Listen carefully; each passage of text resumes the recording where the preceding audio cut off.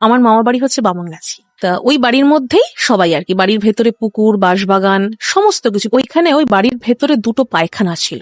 একটা পায়খানা আমার দাদু জমিটা কেনার পরে, আরেকটা ছিল যখন জমিটা কিনেছিলেন তখন অলরেডি একটা পায়খানা ওর মধ্যে ছিল। একটা পুরনো হলেও ভাঙাচোরা হলেও ব্যবহারযোগ্য ছিল, কিন্তু ওটা ইউজ না করার একটা অন্যতম কারণ ছিল ওটা না যতই পরিষ্কার করা হতো কে যেন নোংরা করে রাখতো।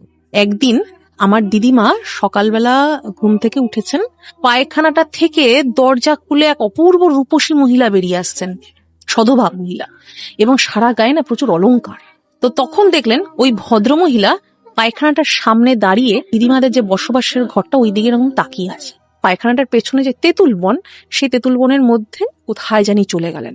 দিদিমার সাথে সাথে মানে ফ্র্যাকশন অফ সেকেন্ডের মধ্যেই ভদ্রমহিলাকে, মানে পায়খানাটার পেছনে যাওয়াটা মানে জাস্ট একটা উপলক্ষ মাত্র। দিদিমা তখন দাদুকে ফোর্স করে বাড়িতে তান্ত্রিক আনালেন। তা তান্ত্রিক বলছেন এই জমিটা অনেক বছর ওই পায়খানাতেই ও থাকে, যার জন্য ওর আর ঊর্ধ্বগতি হয়নি, করছি না হলে বড় কষ্টের জীবন কাটাচ্ছে, কর্মের ফলে অভিশপ্ত হয়ে এখন প্রেতিনী হয়ে এখানে বাস করছে।